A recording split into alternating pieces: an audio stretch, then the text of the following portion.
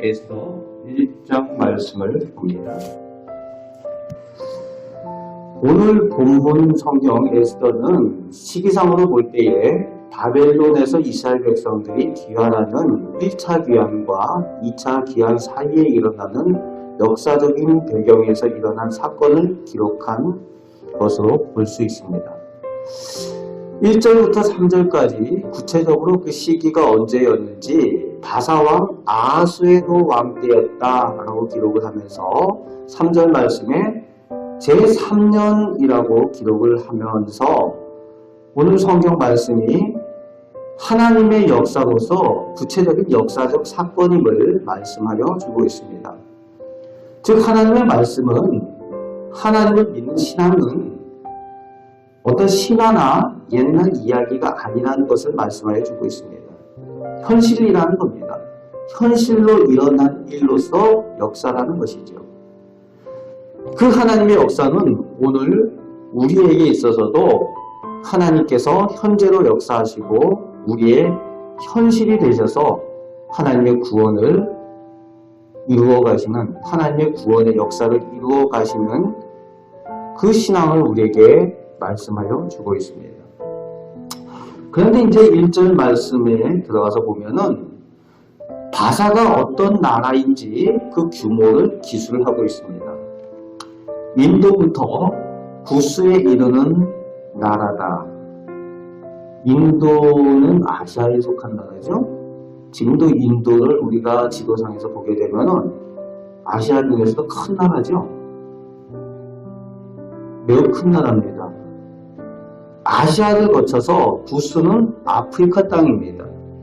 아프리카 땅 지역까지 이어지는 광대한 나라라고 그 규모를 보여주고 있습니다. 그리고 127지방을 다스리는 왕이다. 여기서 127지방이라고 하는 것은 그 예하 국가를 의미하는 거죠. 단순한 이렇게 강원도 이런 정도를 얘기를 하는 것이 아니라 그 지방의 직속 분봉왕들, 그러니까 지방관이라고 오늘 성경에서 표현을 하고 있는데 그 지역마다 그 지역을 다스리는 왕들이 있어요. 그런데 바사 나라라는 큰 나라 입장에서 보면은 지방관들로 표현이 되고 있는 그런 것입니다. 그러니까 127 작은 나라들을 다스리는 왕이다 라고 설명을 하고 있는 겁니다. 그런 나라의 왕이 오늘 잔치하는 내용이 나오고 있습니다. 4절 말씀을 보니까 여러 날 잔치했다 되어져 있는데, 그 여러 날 하면 우리가 보통 하면 길어야 열흘에서 좀 많아야 한 달 이렇게 생각을 하잖아요. 그런데 오늘 본문에는 그 여러 날의 수준이 그 수준이 아닌 거죠. 뭐라고 되어 있습니까? 180일 동안이었다. 여러 날에 180일 동안 잔치했다 그러면은 반년 동안 한 거죠. 거의 한 달 30일 생각하면은 6개월 동안 잔치했다는 얘기입니다.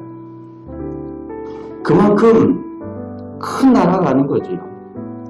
그 잔치를 6개월 동안 하려면은 그 왕이 베푸는 잔치인데 대충 할 수 있는 잔치도 아니죠. 폼이 나야 될 거 아닙니까?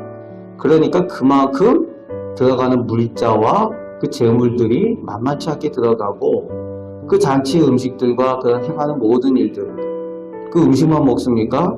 여러 가지 그 가무 이런 것들이 있잖아요.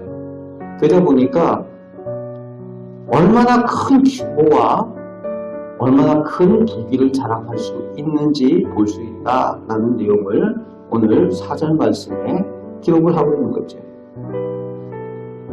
바사왕, 바사 나라에 대해서 그저 설명하려고 이것을 기록한 것이 아니라 하나님께서는 그런 큰 나라도 하나님의 계획 가운데에, 하나님의 다스림 가운데에 사용되어지는 도구일 뿐이다 라는 것을 오늘 가르쳐주고 있는 겁니다. 온 우주 만물을 다스리시는 하나님 앞에서는 그렇게 큰 규모의 나라도 그저 하나님의 도구일 뿐이다 라고 우리에게 알게 하여 주고 계시는 겁니다. 180일 동안 잔치를 한 후에 또 잔치를 하고 있어요. 이제 그 지방관들이 돌아가고 나서 이제 수고했으니까 내가 있는 왕궁에 이 도성에 있는 백성들, 시민들을 위해서 이제 잔치를 좀 해야 되겠다. 위로 잔치, 스태프들을 위한 위로 잔치, 뭐 이런 수준에서 그 잔치를 또 하는 내용이 5절 말씀에 나오고 있습니다. 그 백성들 위해서 잔치할 때는 모두 금잔에다가 술을 따라 마시게 하고 그 어주가 한이 없어서 자기들 마음대로 마실 수 있도록 그렇게 한다는 거죠. 그러니까 왕도 백성도 늘 술에 취해 있는 그런 강대국의 모습입니다. 문제는 8절부터 이 잔치하는 중에 일어나게 되는데 이 도성 시민을 위한 잔치가 7일째 되던 날이라고 구체적으로 기록을 하고 있습니다. 술에 취해서 술을 마시고 주름이 올랐다라고 기록을 하고 있죠. 그 왕이 마음에 예쁜 왕비를 사람들 앞에, 백성들 앞에, 신하들 앞에 자랑하고 싶은 마음이 생겼어요. 그래서 그 왕후 와스비를 불렀다라고 되어 있습니다. 그런데 이제 이 왕후도 여인들을 모아서 지금 잔치를 하고 있어요.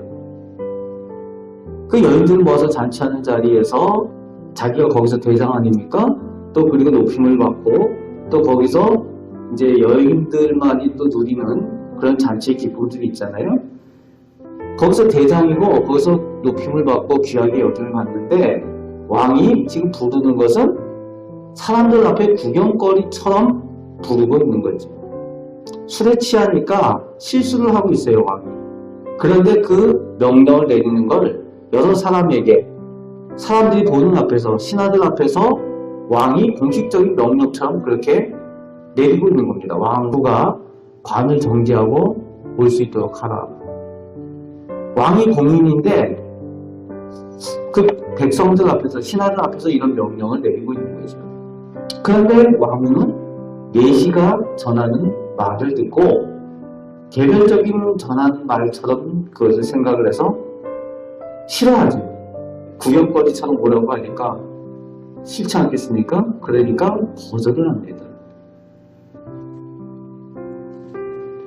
왕후가 그렇게 거절하는 것을 이제 왕이 화가 나는 거죠. 그래가지고 그 신하들 앞에서 화를 냅니다. 이 왕후를 어떻게 했으면 좋겠느냐.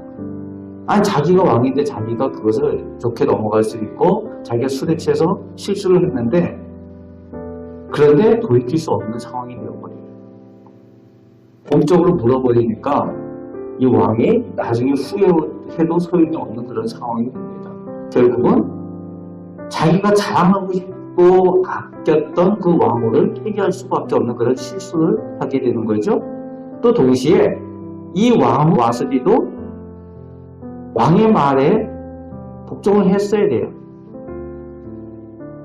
그런데 따르지 않는 거죠. 그만큼 강대국의 왕의 말을 공식적으로 순종하지 않았다라고 했을 때에 그 당시에 어떤 일이 벌어질지를 상상할 수 없는 상황인데 역시 왕후 아스비도 실수를 하는 거죠. 두 사람이 다 실수를 합니다. 그리고 사람들 앞에서 돌이킬 수 없는 그런 상황들이 되어져요. 그런데 하나님께서는 그 실수들을 통해 사람이 하는 그 실수들을 통해서 하나님께서 새로운 하나님의 역사를 써가신다는 겁니다. 그것을 사용하신다는 겁니다. 이 큰 나라의 왕이 실수한 것, 그 왕후가 실수한 것을 통해서 하나님께서 에스더를 그 왕후로 새롭게 세우는 그 역사를 이끌어 가십니다. 오늘 우리들 가운데도 우리는 연약하고 부족하고 실수를 합니다. 그러나 그 모든 실수들까지도 하나님께서는 하나님의 선하신 계획 가운데에 바꾸어 가시고 이끌어 가시는 모든 것을 합력하여 선을 이루시는 하나님의 역사 가운데에 인도하여 주심을 우리에게 알려주십니다.